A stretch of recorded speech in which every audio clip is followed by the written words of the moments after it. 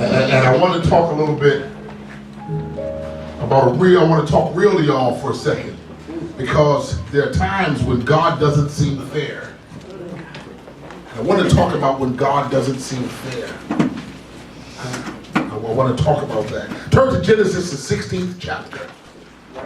The 16th chapter. Amen. Talk about God when God doesn't seem fair to us. Amen. Starting at verse 1 of Genesis 16, and it reads, Now Sarai, Abram's wife, bare him no children. She had a handmaid, an Egyptian, whose name was Hagar. And Sarai said unto Abram, Behold now, the Lord hath restrained me from bearing. I pray thee, go in unto my maid, and it may be that I may obtain children by her. And Abram hearkened to the voice of Sarai. And Sarai, Abram's wife, took Hagar, her maid, the Egyptian, after Abram had dwelt 10 years in the land of Canaan, and gave her to her husband Abram to be his wife. And he went in unto Hagar, and she conceived. And when she saw that she had conceived, her mistress was despised in her eyes. And Sarai said unto Abram, My wrong be upon thee. I have given my maid into thy bosom. And when she saw that she had conceived, I was despised in her eyes. The Lord judge between me and thee. Oh, yes. But Abram said unto Sarai, Behold, thy maid is in thine hand, to do as it pleaseth thee. And when Sarai dealt hardly with her, she fled from her face. And the angel of the Lord found her by a fountain of water in the wilderness, by the fountain in the way of Shur. And he said, Hagar, Sarai's maid, whence camest thou, and whither wilt thou go? And she said, I fled from the face of my mistress Sarai. And the angel of the Lord said unto her, Return to thy mistress, and submit thyself under her hand. The word of the Lord is blessed. Yes. Amen, amen. The word of the Lord is blessed. I want to talk. When I first read this text, I remember I was in Sunday school class in junior high, and my teacher was a woman named Sister Thomas. And we were in there.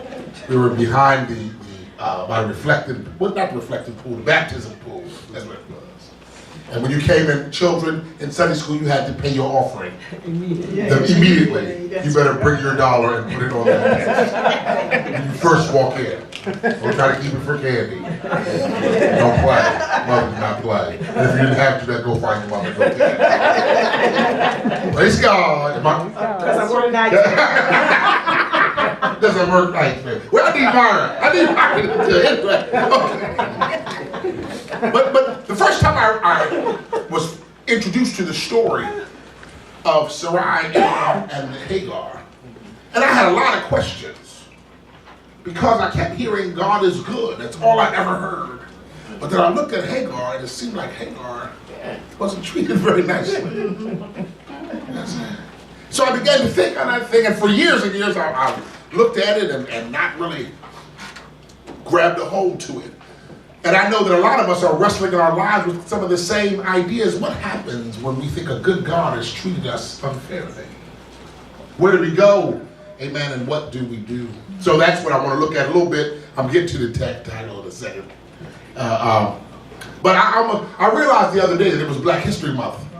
Did y'all know that?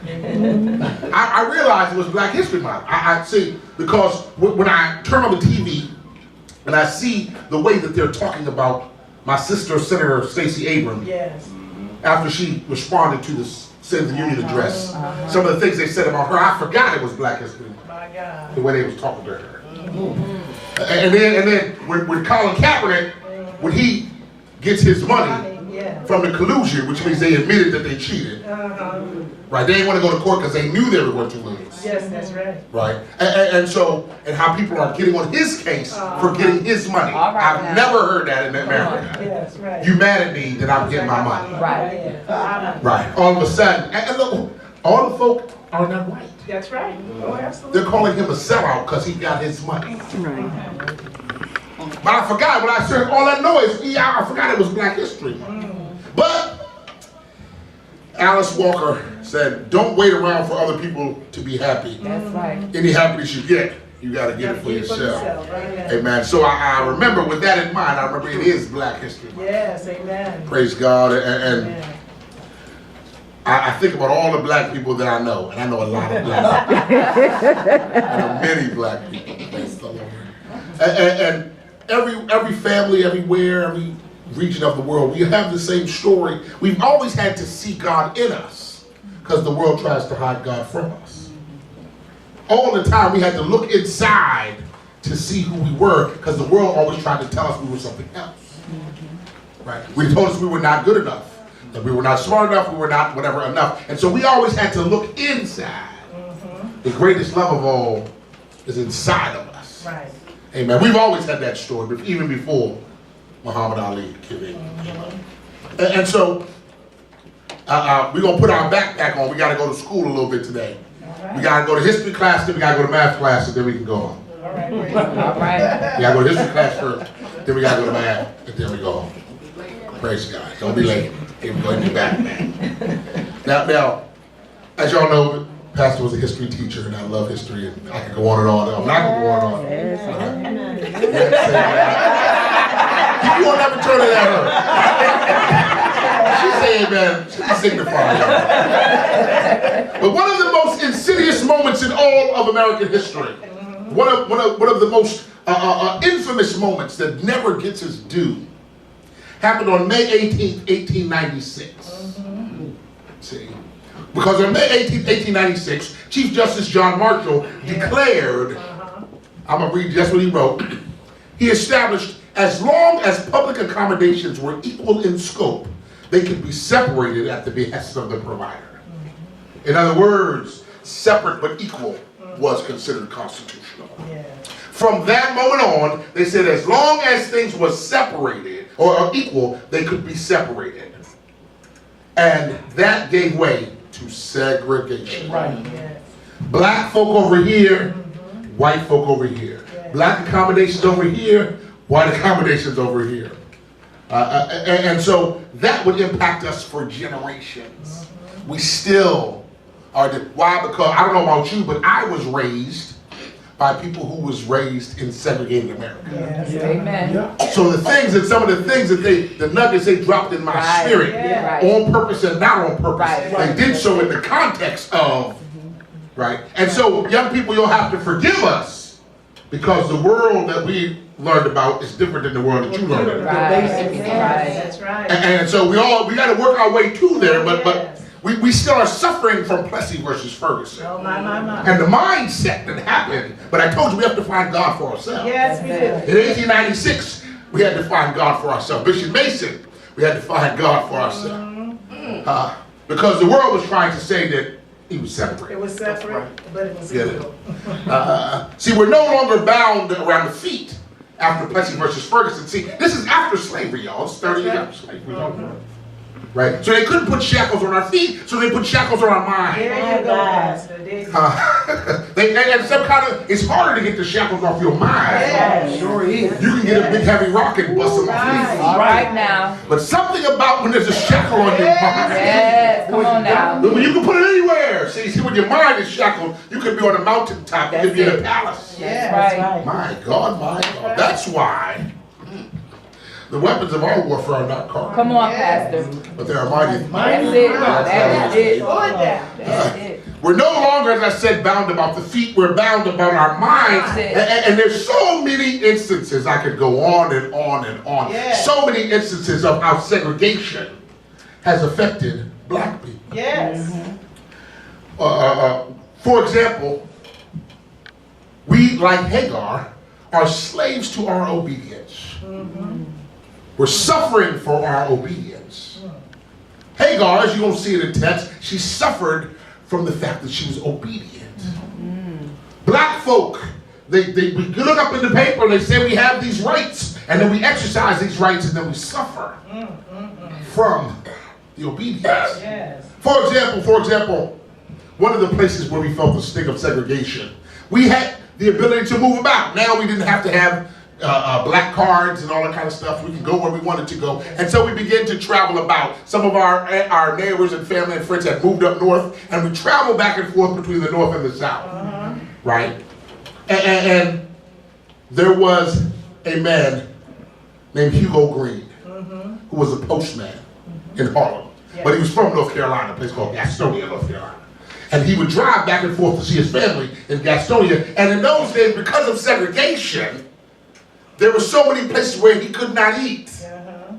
Right? So many places where they would not get gas for his car. Restaurants and hotels where he could not stop. You see, we had the ability to move, we just now couldn't stop. Right? And so Hugo Green, he remembered the indignities of having the brown paper bag full of fried chicken. Because you didn't know whether anybody was serve. That's where that came from, you know. That's right. Amen. For y'all young people. You ever see the old people, we always got a bag of food before we leave. Why? Because they remember the days when there was no guarantee they were going to stop. Yeah. We take things for granted now. Yes. We go into restaurants and we get smart with the waiter. Right, that's it. This is cold, take it back. Right. Huh? We do that now. I tell you, I waited tables, some of the worst customers are brown people. Come on now. Huh? Right now we done got right. Oh, yeah. But okay. So, but he remembers when you couldn't yell at the waiter because you wouldn't even see the waiter. That's right. The whole idea of drive-through came because of segregation. Amen. They would serve the Negroes because we couldn't come in the restaurant. Educate us, yes. That's where the whole idea. The first McDonald's drive-through, McDonald's was segregated. Segregate. Now you can't find a McDonald's without black people in it. Come on now. Tell it. Come on, make it. Dismiss the king for a second. My God. Yes. So Hugo Green remembered that. He remembered the hotels they wouldn't let him stay. And so he, in 1936, put the very first guide together called the Negro Motorist Green Book. He had gone around and he found places where they would allow blacks to come and eat and stay. And he put together what's called the Green Book. There's a movie about it now. But he put together with the guide to Negro motorists. And every year he would update it. And every year he would revise it and stuff like that. And so, and the key was, he said the theme was vacation without aggravation. All right. There was a green book that provided for you the guide to vacation without aggravation. And so God just wanted me to remind you that he has provided a black book. Yes. Before he provided a black book I hear you, that provides elevation All right, without aggravation. It's got the same things. It's got some places you can stop. Got some places you need to avoid. Right. You go, my God. So he said, I want you to understand that as you travel these highways and byways of life, that there is a book. Yes. Amen. Hugo's dead and gone now. He can't make no more book, but there's still a book to guide you. Oh, yeah. Thy word, O Lord, is a light unto my feet.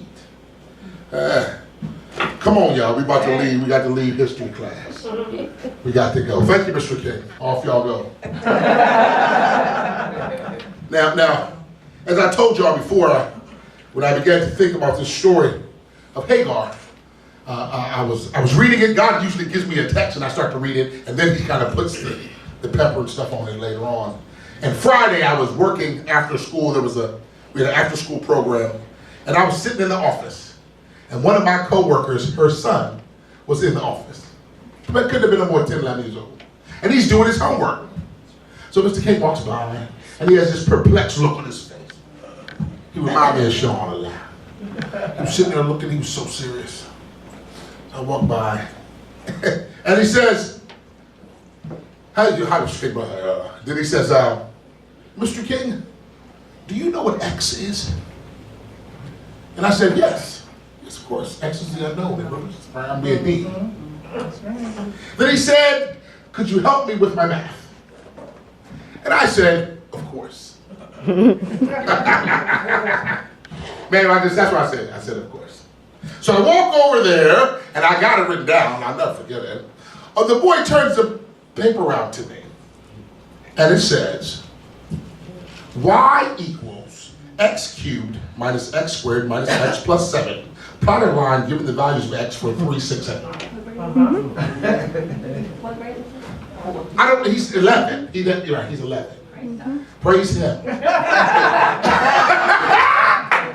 Now, I realized that I had made a great big mistake. I realized at that point. By now, look, my palms are starting to sweat because now I'm in danger of being embarrassed. She about to say, my mama's boss don't even know.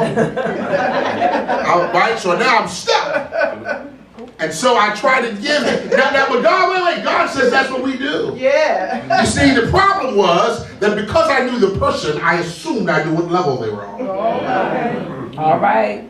Spiritually, we do the same thing. Because I know you, I assume you're on a certain level. What I didn't realize, this boy was dealing with something way more complex than I'd expected, X plus 1 equals 7. And I was going, yes, X, what you need to do here. I was prepared to tell him what I knew.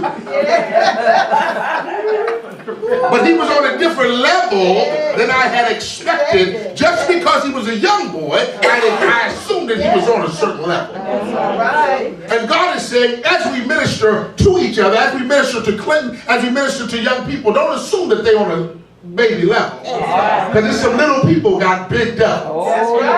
Some people are dealing with some really heavy stuff.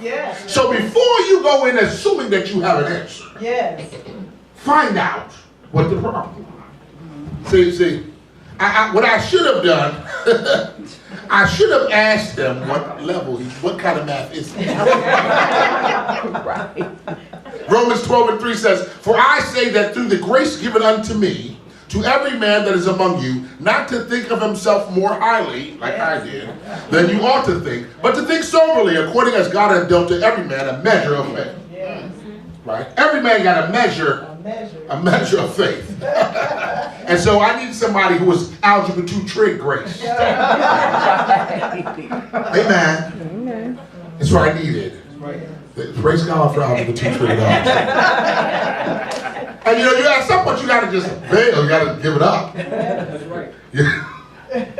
You'll sit there and look at that book and act like you know what you're talking about. Praise God, keep on going.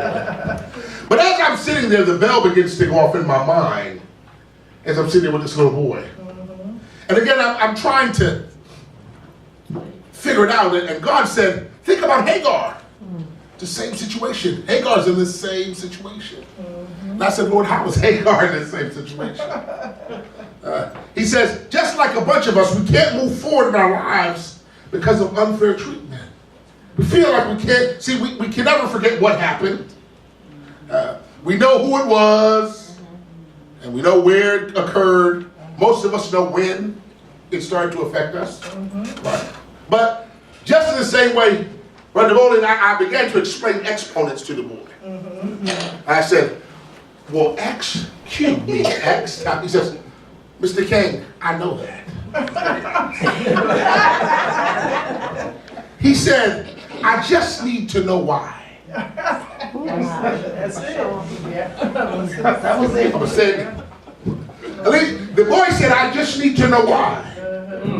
You can save all the rest of that, the X's and the parentheses, and excuse my dear sound, all that stuff. Just show me why. And in this text, Hagar's asking the same question, why? And so today, the message is called Solving for Why. In the midst of this thing, I want to solve why. The boy's looking at me, and he's looking at me for an answer. Right? And here's the thing. I took Algebra 2 trig. Back when I think it was Reagan, but I took it. One of them was in there. Say no to drugs or whatever it was. Back at that time, I was taking out. So it's something that I should have known. That's right. How many of us have been tasked to review something that we should have known? Right. See, the devil gonna bring it back to see if you really learned. Right. Because if you know it, then you should bring it right back. Right. See, 1 plus 1, I can keep on. Because I know that. Right? But something that I should have learned, maybe I wasn't paying close enough attention in grade 10. Probably not. But here, and I never thought, Sister Dawn, I never thought I would ever see that again. And lo and behold, here it is. God saying it works the same way. That thing you thought you would never see again. Wow. At some point it comes back in your life and you're going to have to ask, I just need to know why. I can't understand why I can't move forward in my life. This person, Daddy walked out. And I know he walked out when I was 9 years old. He left us. He moved away. He stopped, right? And then we had to go on welfare and all these tough things. I know the who, the what, the when, and the where. I just need to know why. Mm-hmm. Can you tell me, God, why? I understand all the rest of this stuff. But I can't forgive the why. I can't forgive who till I know why. My God, my God. And so, God always gives us peace when we know Him and have an authentic relationship with Him, even if He doesn't answer the question. That is the truth. He gives you peace. That is the truth. You may never know. There's some whys we won't get a chance to answer until we get to heaven. But God could give you the peace to live through the unknown. My God. Because why is it unknown to now I got the answer. I have it then. Praise the Lord. And so John 1, 5 and 15 says, and if we know that He hears us, whatsoever we ask, we know that we have the petition that we desired of Him. His desire is to say yes. So let's go back to Hagar for a second, y'all. Hagar. Now, first of all, Hagar, the text said that Hagar was an Egyptian slave. Mm-hmm. Now, we hear all about when the Egyptians had the Israelites enslaved. But here the Israelite had the Egyptian enslaved. Yeah. It was the Israelite who was acting up. Yeah. It was Sarah who needed a smack. It was the one used of God. And there's nothing in Pastor King that we have not seen. Is that 1 minute you're the hero, the next minute you're the hero. Right. There's no such thing as you always good. That's right. You're not so saved that you don't have to ask for forgiveness. Yes. Right. You're not so saved you don't have to keep watching the word because you can fall into a hole. I don't care who you are. And it don't take long. 3 verses, after 3 verses. That's right. So Sarah, so I don't want to beat up on Sarah, but we got to point out that this girl, Hagar, was an Egyptian slave. Yeah. Mm-hmm. Now, what they don't tell you is that Hagar was a little girl. Mm-hmm. A handmaid was a little girl. Yeah. And you know she was a little girl because the text said they had to wait for 10 years for her to conceive. So imagine Hagar was treasuresome. So I had to wait till she's of an age where she could conceive. So Sarah took a real long time planning this. The Bible said that he dwelt for 10 years in Canaan, waiting for Hagar to grow and come of age. Now you had 10 years to ask God to move. 10 years, because God had already told you that you were going to have a child. That's right. You waited, you was hard-headed for 10 years. Right. You took your time and plotted. Why? Because you asked God why and He didn't answer. My God. So you tried to make up an answer. Ever did that math? You tried to write some stuff that looked right. Put parentheses. Oh, y'all were better than me in math. Praise the Lord. Now, so this little girl who's waiting till she's, come to womanhood, knowing that she's going to have to conceive with this 86-year-old man. Lord Jesus. Hang on now. First of all, I'm a slave, and I'm living in a land that's not my own. And I'm living with these old people. And you want me to do what with them, man? When you get a little older, you're going to have a baby with him. What happened? With Mr. Jones.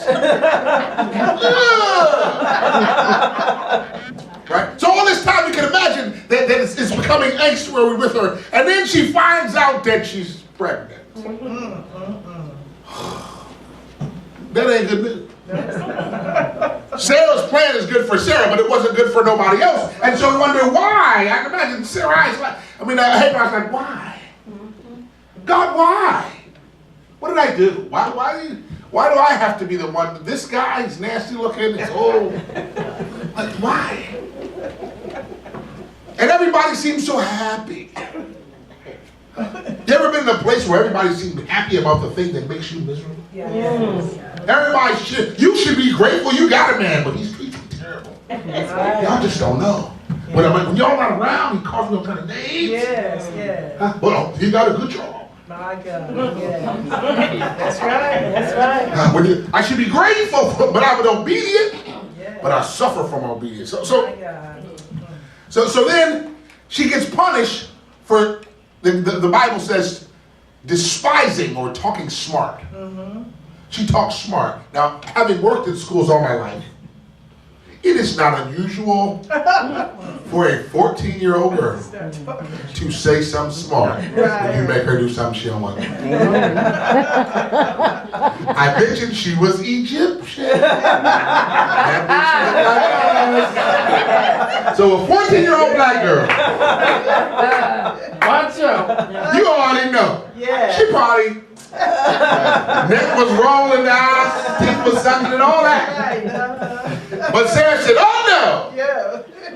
She dealt harshly with her and made her, and you couldn't kill her. That was against the law. So she gave her chores that were so hard and so terrible that Sarai was dealt harshly with Hagar, and Hagar ran away. That's right. Even the name Hagar means one who flees. Yeah.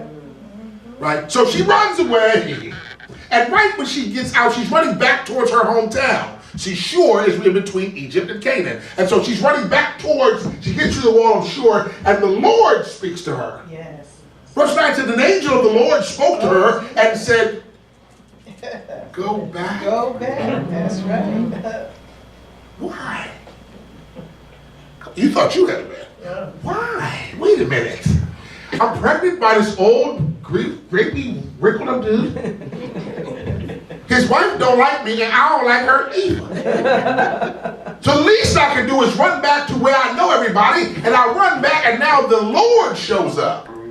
You would think it would be something if Abraham's, representative. But no, here it is, the Lord. An angel of the Lord shows up and says, go back to Sarah and submit yourself to her. Told you it don't make no sense. Don't make no sense. Thank God. And the Bible says that she stayed there. She does, she obeys, and she goes back and she stays there for 19 years. So now, her child, her son, whose name is Ishmael, which means the Lord hears. Yes. That name's will come back. Ishmael is growing up in the house, and guess what? Sarah still ain't had no baby. Ishmael's the only kid in the house. All the way till he's 19. Right? And then Sarah gets pregnant. And back when Ishmael was about 14. She got pregnant and she had Isaac. Hallelujah. Everybody's all happy. And guess who flipped the script? Sarah. Yeah. Now that she has a baby. See, she used to, do Ishmael's hair. Oh, you got good hair like your mom. Right? She used to buy him little stuff and take him places. Then she had a baby. Right? And the Bible says that the word mocking means playing. And so you had Ishmael, who's 19, playing with his little brother, who's 5. And Sarah gets to looking, and it doesn't say that he was hurting the baby. He wasn't hurting the child. He wasn't. But the Bible says that she noticed that his presence mocked the child. Right. Yes. Exactly. And then she begins to wonder who's going to get the inheritance. Who exactly is the most important one? Is it my child or this child? The one that you told her to. All of this was Sarah's doing now. All of this because the Lord told Sarah that she was going to have a baby, and Sarah didn't believe. That's right. That's right. So this child was conceived in Sarah's heart. This child was conceived of the flesh. Yes. Wow. Then she has a child conceived of the spirit. My. So what do I do with my flesh when the spirit has taken over? My. Gotta ask the question why, right? Wow. So jump ahead. Go to chapter 21. History class is almost done. I promise. 21, and start at verse 9. And the text says, Sarah saw the son of Hagar, the Egyptian, which she had borne unto Abraham, mocking. Right? Wherefore she said unto Abraham, cast out this bondwoman and her son, For the son of this bondwoman shall not be heir with my son, even with Isaac. My God. Not that he done something wrong, but I don't want him to have the inheritance that God promised me. Well, I need you to know you don't have to do nothing nasty to get what God promised you. That's right. You don't have to mistreat anyone to get what God promised you. That's right. You don't have to push anyone out the way. You don't have to cast anybody out. That's right. What God has for you It's is for you. Yeah. You can be sitting next to whoever you want to. Right. What God has for you is coming right to you. Yes, that's it. You don't got to make no room for yourself. No. Put yourself in a position to be blessed. Yeah. Are you breathing? Then you're in a position to be blessed. Huh? You turn on TV, you have a lot of things on TV that's crazy. Yes, that's right. Come to this retreat in Jamaica and you'll be in a position to be blessed. I'm blessed in Clinton. That's right. I ain't got to get my passport and take my shoes off. All I have to get to be blessed. That's the truth. That's right. Yeah. So now Abram, Abram got something to say. He should have said, I'm not going to lie with this little girl, Sarah. Right. Stop playing. Right. The Lord said he's going to do what he's going to do. Yes. That's right. At some point, the man has to be the head of the house. That's right. Something happens when you don't take your rightful place. There's a danger in a quiet man. And the fact is, the first time we hear him say something is in 11. My God. Foolishness has been going on since chapter 16. And Abraham ain't saying nothing. Right. Now all of a sudden you're grieving. Because she comes and says, put her out. The Bible says the thing was very grievous in Abraham's sight because of his son, meaning Ishmael. Ishmael didn't do nothing wrong. Why I gotta put him out? And God said unto Abraham, let it not be grievous in thy sight because of the land and because of thy bondwoman, and all that Sarah has said unto thee, hearken unto her voice. In Isaac shall thy seed be called. Wait a minute, God's agreeing? Wait, God, you mean you agree with throwing Ishmael out? Why? That doesn't make sense. How can a good God do people like that? Or allow these things to happen? Very simple. I told y'all last week, I know because I watched the YouTube, that God operates sometimes in pain. Sometimes he teaches lessons in pain. Sometimes we assume God's going to operate in joy and in happiness all the time. Right? But sometimes God does some of his best work, some of his best lessons in pain. Yes. And so this is one God said, I'm going to do it, but I'm going to teach Sarah a lesson in this pain. I'm going to teach Hagar a lesson in this pain. I'm going to teach Ishmael. And guess what? I'm definitely going to teach Abraham a lesson in the midst of this pain. And so even when it hurts you, it doesn't mean that I'm being unfair. My God. That I'm being unrighteous. The only problem is I haven't told you why. Yes. That's all. I'm still here. I just haven't explained why. And so we get down, because again, Abraham, remember last we talked about unpaid attention? Abraham's still holding on to the rope. God, do I have to? Yeah, you have to, yes. You have to let it go. The child that you conceived, that you and your wife conceived out of your own lust, after your lack or disbelief or unbelief in my word. Yes. I told you were going to have a child, but you wanted to go ahead and do it your own way. Yes, my God. So now you have to deal with the decision. I'm going to still have my way, but you got to deal with your way. Wow. What we going to do with your decision? Yes. That's right. My God, what we going to do? A young man whose children go to my school, he fixes air conditioners and things, does heating and air conditioning, right? And his whole company, and they're doing quite well, all he does is fix stuff that people broke when they tried to fix it for themselves. He don't install nothing. He don't bring nothing. I go to the places where they tried to fix it, and they made it worse. Yeah. Here's a man who drives a Land Rover because you tried to do it yourself. Understand, somebody's going to profit off of that. That's right. Every time you don't do things God's way, somebody else is going to profit off of it. Yes, that's right. So Wow. we get down here, and verse 14, my God. Oh wait, I'm sorry, verse 13, very important. And also, this is God still talking to Abraham. And also, the son of the bondwoman I will make a nation because he is thy seed. Because I told you that you should be the father of many nations. Yes, that's right. When you was saying, you shout when I told you that, and then you forgot it when the music stopped. Right. That I told you you would be the father of many nations. And God, I would shout, God don't forget. He don't forget one detail. If he promised you a thing, he's going to do that thing. Whole lot of times in the Bible, stuff don't make sense because we forgot about the promise. Yes, that's right. But God didn't forget. That's right. He told Abraham he'd be the father of many nations. So he said, not only is Isaac thy seed, the son of promise, but that other one that you did your own self, he's going to be many nations. Because I told you Jesus. that you would be the father. My My God. Because God don't forget. If there's one thing that you come from here with, you got to know God is not slack concerning his promises. That's right. Like you and I are. I might say I'll be there, then I don't be there. But if God says he's going to be there, he's going to be there. That's right. He might not come in the front door. He might not come looking the way you thought he was going to look. But if he says he will be there, then he will be there. Remember that commercial? Yeah. So verse 14. Abraham rose up early in the morning and took bread and a bottle of water and gave it to Hagar, putting it on her shoulder and the child, and sent her away. Yes. And she departed and wandered in the wilderness of Beersheba. Now, in the Egyptians, the way that Egyptians carried things, especially women, they carried heavy burdens on their shoulder. Right? Men carried them on their head. The women carried them on their shoulder.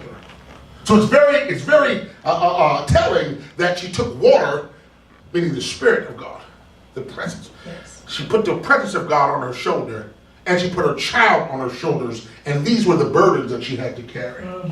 This little girl, now she's what, 20-something? Right? Who seemed like ain't nothing gone her way her whole life. Yes. From being a slave to being forced conception, dare I say rape, right? To being forced to conceive, to now being kicked out, to now these are the burdens that I have to carry on my shoulders. And off she goes into Beersheba. My God. Bless her, Lord. The Bible says the very next verse, and when the water was spent in the bottle that he gave her, she cast the child under one of the shrubs. And she went off and sat down over against him a good way off, as it were a bow shot. For she said, let me not see the death of the child. And she sat over against him and lifted up her voice and wept. Now, for my young people, Ishmael was 19 years old, but Mama still loved him like he was a baby. Yes. Right? The keenness of her pain about what was happening was so that she told him to go sit under a shrub because she didn't want to see what was going to happen to him. But it's very important, that bow length away, it's very important that Ishmael was an archer. You look at the text and you see that Ishmael was an archer, and archery is very important in the Bible. Oh, yes, it is. You see, because the bow and the arrow represent conflict and tension.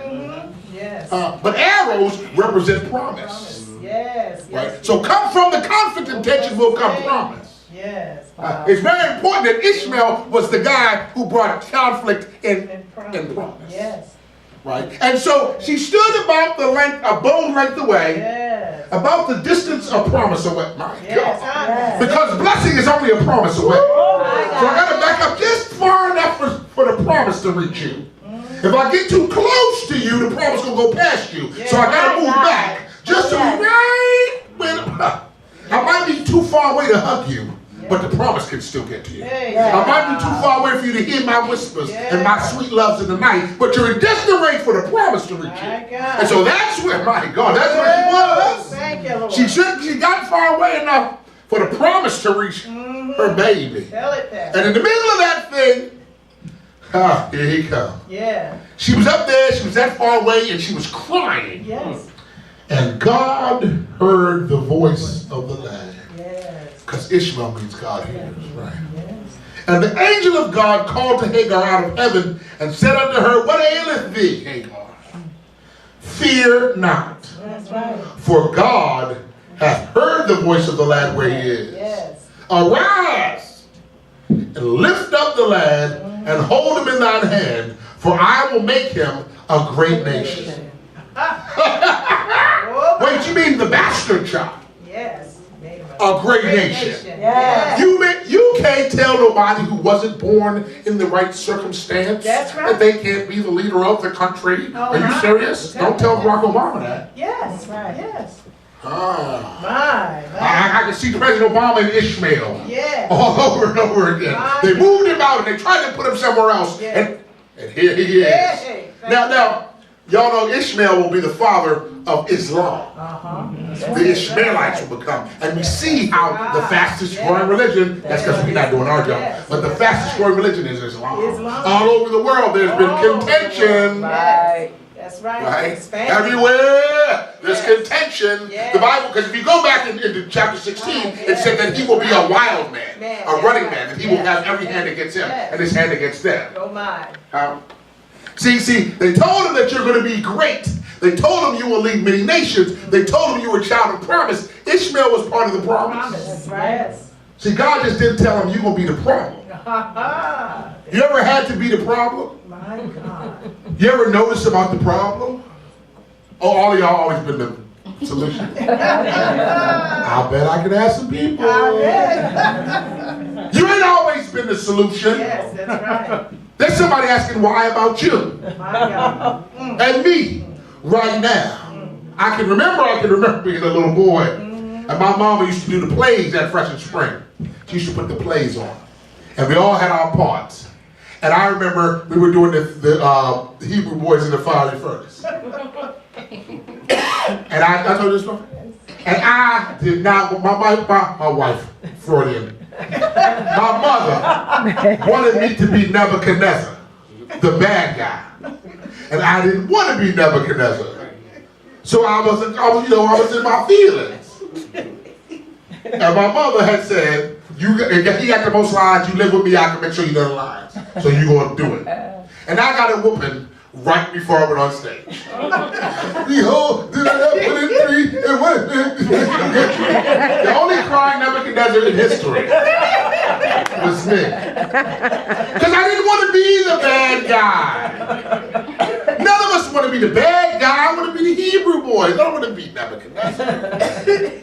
See, what happened was God told him that your child's going to be in the play, but he never told you how to be Nebuchadnezzar. What happens to us? Is Nebuchadnezzar part of the promise? Yes. Is Ishmael part of God's plan? Yes. He's just not the star of the show. And so you ask, Hagar, why did you have to go through that? Because it was part of the plan. See, your job was to give birth to the antagonist. Sarah's job was to give birth to the protagonist. It's all part of the play. And so it seems so unfair. It seems terrible, but somebody had to wear the black hat. That's right. So I'm going to bring it to a close. And God, verse 19, God opened her eyes. And when he opened them, she saw a well of water. And she went and filled the bottle with water and gave the lad to drink. Hagar, she knew her who? Her who was Abraham and Sarah. She knew her where? Out here, bro. She knew where I'm at. Now, what did I mention? Abraham knew that that Hagar was from that area. So he knew that she knew where she was going. He didn't realize she was going to be so driven by sorrow that she would be lost. He thought she was going to run right to her family. He gave her enough water because in those days, the shepherds and the tribesmen used to hide water so others couldn't get it. So she thought that she would be able to get some water. She didn't realize that the tragedy of the event and the catastrophe of it was going to make it so she couldn't think straight. Yes. A whole lot of us are dealing with things in our lives that we know how to get out. We just haven't been thinking straight. We've been so driven by hurt that we forgot that we don't realize we're in familiar territory. We recognize these things when they happen to other people. Child, you should leave them. And Leroy's still sitting. Don't we have good advice for other people? Huh? But my wife and I were watching last night, Iyanla. And Iyanla, at this time, she wasn't in nobody's house. She was on TV, on a stage. And she was telling her story. And I was like, oh, Iyanla, you went through all that? You mean you had a dumb boyfriend and all that? All these girls you done told to get rid of their dumb boyfriend? And she said she was with Dum Dum for 40 years. Wow. Because we're going to sing other people's stuff. Right. But sometimes the sorrow of the situation, right? The emotion, I told you, don't let emotion move. Right? The emotion gets us and grabs Hagar so much that she couldn't go a familiar distance. God said, some of us here, you've been hurting and struggling, and you just have to go a familiar distance. It is your tears that are blocking the familiar distance. God has not moved. You know how to get out of this depression that you're in. God has not moved. It's a familiar distance. You know how to get rid of this contentious spirit, this rebellious spirit that you have in your stomach. You know how to get rid of it. It's a familiar distance. But somehow the emotions have gotten us so wrapped up that we get confused on the familiar distance. And so she should have been way back home earlier. But God opens her eyes and she sees a well. She reestablished connection with the presence of God. Yes. Right. First thing she realizes, God's still here. Yes. I don't know about you, but I felt so good when he opened my eyes and let me know that he was still here. Yes. The same God. The same God that was still here. I don't know about you, but I came back to the same place I had left. Yes. I didn't find God in no unfamiliar place. Right. I didn't find God in a foreign land. No. The same mothers that was on the altar when I left was on the altar when I came back. That God had to bring me back around. God's saying, this altar is still here. Yes, it is. It's still the same familiar distance. It is still the solution to why. Right. I don't have it. Let's be straight. There is no, in my little iPad, there is no solution to Yes. it. Amen. But in this book, Right in the little black book, there's a guide to elevation without aggravation. yes. In the little black book, so read the book. Yes. Amen. Get on your knees and ask God to give you what to say. Now, God has created us. I'm gonna close this out. We have to seek. We're meaning-seeking creatures. That's what we are. We want to ascribe meaning to everything, and in order to ascribe meaning to it, we have to know the purpose of something. Yes. And the problem is, if God don't show us the purpose, then we cannot connect it to the meaning, and that's when we get upset. Think about it in your job, y'all. Think about this. If you know the purpose behind something, you will even do bad. You will even take bad news. If I say to you, you got to work 2 extra shifts in the week. For the next 2 months, you got to work an extra shift. But then I say, because one of your coworkers is ill, and they have to get treatment. Once you know why, it's easier to accept it. Right. Even though it's the same amount of inconvenience, the same amount of stuff. But now I know, okay, because, all right. But when it don't make sense, what if the boss say you got to work another shift? And that's it. And walk away. The part of your, it's called cognitive dissonance. Part of my problem is that you won't tell me why I can't connect it to something else. Right. See, what happened with Hagar was that she could not connect what she's going through with something else. Yes. What happens with us is that we cannot connect what we went through with something else. But today, God wants you to know the why. Yes. That he is the why. Yes. That he has, from the foundation of the world, he has your plan. Yes. Amen. And everything that happens to you is part of the plan. That's right. Every tear that you cry is part of the plan. And so they understand, I don't know the why, but I believe that his good intention for my life. Yes. I know that somewhere in here, God gonna get the glory out of this why. Yes. Why did this happen? It might have hurt me, and it might not have seemed fair. And when I talk to my friends about it, it didn't seem fair. When I read about it, it didn't seem fair. And everybody's crying, and everybody, but God knows why. Yes. Even when I don't. Yes. And so what he needs us to do is not to let our emotion get us lost on this familiar distance. My God. Hallelujah. Thank you, Lord. Hallelujah. Oh, my goodness. The Lord's saying, somebody in this room, we've been dealing with why for a long time. Why do I have to go through? Yeah, give me some songs. Yeah. Why'd I have to go through this? Why'd I have to endure? I don't know. Let me sit up here. Pastor does not know your business. And I don't know why. And then when you come to this altar, I'm not praying that God give me no why. That's right. Amen. No sir. No sir. Yes. I'm praying that he give you the why. My God. And if he don't give you the why, he give you the peace. Yes. Jesus. The peace. Yes. That's right. God, if you don't give me the answer, give me the peace while I struggle with the question. Oh, woo! Hey, I might never know why. My daddy left. I might never know why. Why do they treat me like this? Why did this situation go to? I might never know why. But God, I know the thoughts that you have towards me. Thoughts of good and not of evil. So if you got me here in Bathsheba, there's got to be a. Hey, you want to put me here? Woo! Behind the jail cell. Everybody think you wouldn't have put me here if you never reason for me to be here. My God, my God. So God says now, whoever this is for, I want you to come down to this altar. Hallelujah. And get your why. We want you to pray for yourself. We're not going to have no big elaborate corporate prayer. God wants you to come this familiar distance, back in the same place where you lost it. He wants you to come back